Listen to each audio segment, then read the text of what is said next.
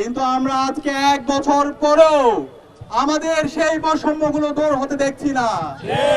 যে অন্তর্বর্তীকালীন সরকার শহীদদের রক্তের উপর বসে গঠিত হয়েছে, সেই অন্তর্বর্তীকালীন সরকার জুলুম, নির্যাতন, নিষ্পেষণ, বৈষম্য দূর করার জন্য যেভাবে উদ্যোগ গ্রহণ করা দরকার, সেই উদ্যোগগুলো আমরা দেখতে পাচ্ছি না। আমরা আমাদের আজকে রক্তকরণ হচ্ছে হৃদয়ের মধ্যে। আমাদের জাতি গড়ার কারিগর, আগামীর প্রজন্ম গড়ার কারিগর, আমাদের শ্রদ্ধেয় শিক্ষকরা ন্যায্য অধিকারের জন্য গত 8 দিন ধরে শহীদ মিনারে অবস্থান করতে হচ্ছে। যখন এই ন্যায্য অধিকারের জন্য যখন তারা আন্দোলন করছে, ফেসিবাদী কায়দায় খুনি হাসিনা এবং তার পেটোয়া বাহিনী যেভাবে বিগত সময়ে আমাদের উপর হামলা করেছে, নির্যাতন করেছে, ঠিক একইভাবে আমরা আমাদের শ্রদ্ধেয় শিক্ষকদের উপর হামলা হতে দেখেছি।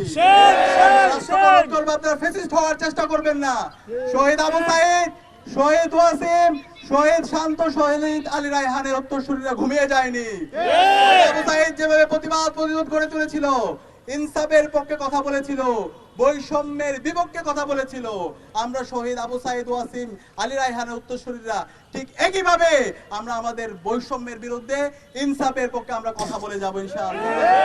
আজকে আমরা 8 দিন ধরে আন্দোলনের পরও অন্তর্বর্তীকালীন সরকারের কার্যকর কোনো উদ্যোগ দেখতে পাচ্ছি না। আজকে আমরা হতাশ হচ্ছি। অন্তর্বর্তীকালীন সরকারের যিনি প্রধান, তিনি একজন শিক্ষক। আজকে যিনি শিক্ষা উপদেষ্টা, তিনিও ঢাকা বিশ্ববিদ্যালয়ের একজন শিক্ষক। আজকে যিনি আইন উপদেষ্টা, তিনিও একজন শিক্ষক। আজকে যিনি জ্বালানি উপদেষ্টা, তিনিও একজন শিক্ষক। অন্তর্বর্তীকালীন সরকারে আমরা যাদেরকে দেখতে পাই তারা সবাই শিক্ষক। শিক্ষক হয়ে আপনারা আমাদের শিক্ষকদের বঞ্চনা, তাদের ন্যায্য অধিকার কথা অনুভব করতে পারছেন না। আপনারা যদি এটা করতে না পারেন, আপনাদের এখানে থাকার দরকার নাই। ভোগ বিলাস করার জন্য পাঠাই নাই।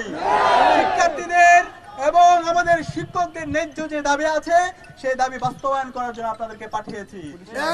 শহীদদের যে আকাঙ্ক্ষা, তাদের যে প্রত্যাশা, সেই প্রত্যাশা বাস্তবায়ন করার জন্য আপনাদেরকে পাঠিয়েছি। আপনারা যদি মনে করেন এখানে ভোগ বিলাস করতে এসেছেন, তাহলে আপনারা ভুল করছেন। যদি এই পথে পথ বাড়ান, আমাদের শিক্ষকদের ন্যায্য দাবি মেনে না নেন, তাহলে বাংলাদেশে ফ্যাসিবাদ, খুনি হাসিনা এবং তার দূষরদের যে পরিণতি হয়েছিল, তার চাইতে খারাপ পরিণতি আপনাদের। আপনারা হতাশ হবেন না, আপনারা হীনমন্য হবেন না। আপনাদের সাথে সারা দেশের ছাত্র সমাজ আপনাদের সাথে একত্রতা পোষণ করছে।